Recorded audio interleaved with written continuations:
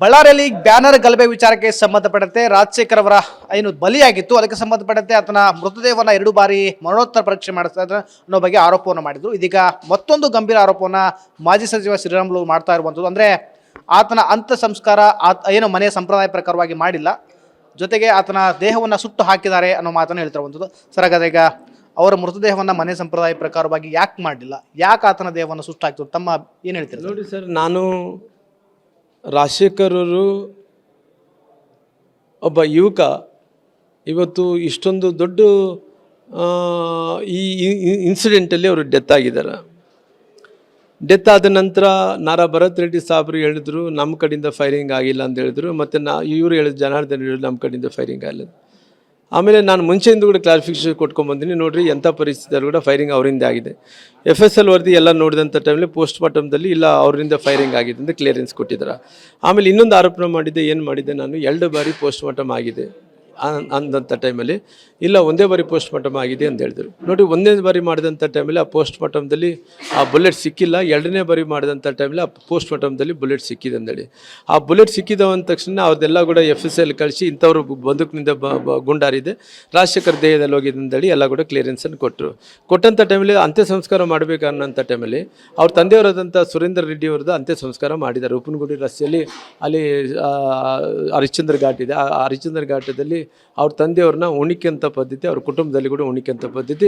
ರಾಜಶೇಖರ್ ಅವರು ಡೆತ್ ಆದಂಥ ಟೈಮಲ್ಲಿ ಕೂಡ ಕುಣಿ ಕೂಡ ತೋಡಿದ ನಂತರ ಕೂಡ ಅಲ್ಲಿದ್ದಂಥವ್ರು ಎಲ್ಲರೂ ಕೂಡ ಕುಣಿ ತೋಡ್ಕೊಂಡು ಅವ್ರ ಕುಟುಂಬಸ್ಥರೆಲ್ಲರೂ ಕೂಡ ದೇಹಿ ಅಂತೇಳಿ ಬೇಡ್ಕೊಂಡಾರ.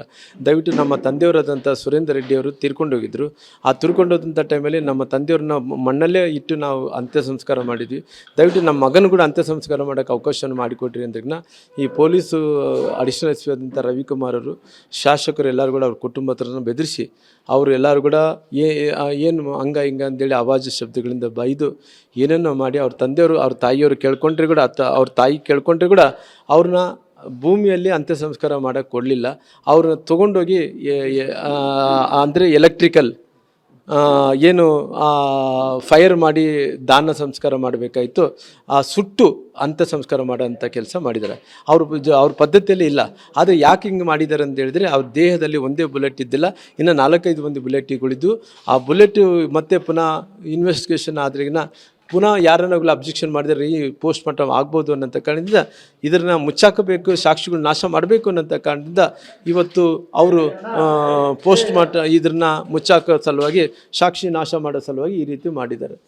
ಸಹಜವಾಗಿ ಇಂಥ ಘಟನೆಗಳಾದಾಗ ದೇಹವನ್ನು ಹೂಳ್ತಾರೆ, ಯಾಕೆಂತಂದರೆ ಮತ್ತೆ ಪೋಸ್ಟ್ ಮಾರ್ಟಮ್ ಮಾಡೋಕ್ಕಾಗುತ್ತೆ, ಮತ್ತು ಬೇರೆ ಏನಾದರೂ ಕೇಸ್ಗಳು ಕೊಟ್ಟಾಗ ಅದ್ರ ಬಗ್ಗೆ.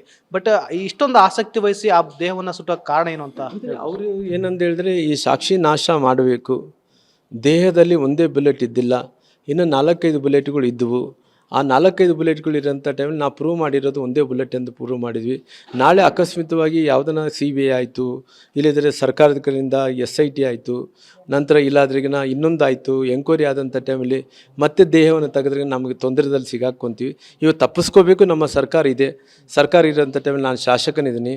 ಶಾಸಕರಿರೋಂಥ ಟೈಮಲ್ಲಿ ಅಡಿಷನಲ್ SP ಸಾಹೇಬ್ ರವಿಕುಮಾರ್ ಅವರು ಕೂಡ ನಾನು ಕೂಡ ಅಧಿಕಾರದಲ್ಲಿದ್ದೀನಿ. ಮುಂದಕ್ಕೆ ನನಗೆ ಕೂಡ ಒಳ್ಳೇದಾಗುತ್ತೆ ಅನ್ನೋಂಥ ಕಾರಣದಿಂದ ಅವರು ಎಲ್ಲರೂ ಕೂಡ ಸೇರಿಕೊಂಡು ಆ ದೇಹವನ್ನು, ರಾಜಶೇಖರ ದೇಹವನ್ನು ಸುಟ್ಟಾಕುವಂಥ ಕೆಲಸ ಮಾಡಿದ್ದಾರೆ. ಅಲ್ಲ ಸರ್, ಇದರಲ್ಲಿ ಏನಾರು ಹಿತಾಸಕ್ತಿ ಏನಿತ್ತು ಸರ್ ಅಂತ? ಈ ಘಟನೆಯಲ್ಲಿ 4-5 ಬುಲೆಟ್ ಅಂತ ಹೇಳ್ತೀರಾ, ಅದು ಯಾರ್ಯಾರು ಫೈರ್ ಮಾಡಿರ್ಬೋದು, ಏನು ಹಿತಾಸಕ್ತಿ ಸರ್? ಅವರು ನನಗೆ ಗೊತ್ತಿರೋಂಥ ಪ್ರಕಾರ ಸತೀಶ್ ರೆಡ್ಡಿ ಅವರು ಫೈರ್ ಮಾಡಿದ್ದಾರೆ ಆ ಹುಡುಗಿಗೆ. ನಂತರ ಆ ಅಂಗರಕ್ಷಕರು ಫೈರ್ ಮಾಡಿದ್ದಾರೆ. ಎಲ್ಲರೂ ಸೇರಿಕೊಂಡು ಒಂದೇ ಬುಲೆಟ್ ಅಂತೇಳಿ ನಾವು ಏನು ವಾದ ವಿವಾದ ಮಾಡ್ತಿದ್ವಿ, ಆ ದೇಹದಲ್ಲಿ ಇನ್ನು ಸಾಕಷ್ಟು ಬುಲೆಟ್ ಇದ್ದರೆ ಕೂಡ ಒಂದು ಬುಲೆಟನ್ನು ತೆಗೆದು ಇನ್ನು ಎಲ್ಲ ಬುಲೆಟ್ಗಳನ್ನು ಮುಚ್ಚಾಕುವಂಥ ಕೆಲಸ, ಸಾಕ್ಷಿ ನಾಶ ಮಾಡಬೇಕು ಅನ್ನೋದು ಕಾರಣದಿಂದ ಆ ದೇಹವನ್ನು ಸುಟ್ಟಾಕುವಂಥ ಕೆಲಸ ಮಾಡಿದ್ದಾರೆ. ಯಾರು ಒತ್ತಾಯ ಮಾಡಿ ಸರ್? ರವಿಕುಮಾರ್ ಅವ್ರ ಮೇಲೆ ಒತ್ತಾಯ ಸರ್ಕಾರ ಒತ್ತಾಯ ಮಾಡಿರ್ತದೆ. ಇದಿಷ್ಟು ರಾಮುಲು ಅವರ ಮಾತಾಗಿರೋದು. ಪ್ರಮುಖವಾಗಿ ಇಲ್ಲಿ ಶವ ಸಂಸ್ಕಾರ ವಿಚಾರವಾಗಿ, ಅಂದರೆ ಕುಟುಂಬದ ಸಂಪ್ರದಾಯ ಪ್ರಕಾರವಾಗಿ ಆಗಬೇಕಾಗಿತ್ತು, ಆದರೆ ಅದನ್ನು ಶವವನ್ನು ಸುಟ್ಟು ಹಾಕಿದಾರನ್ನೋ ಮಾತನ್ನು ಹೇಳ್ತಾರೆ. ಕ್ಯಾಮ್ರಾ ಪರ್ಸನ್ ಜೊತೆ ವಿನಾಯಕ, TV9 ಬಳ್ಳಾರಿ.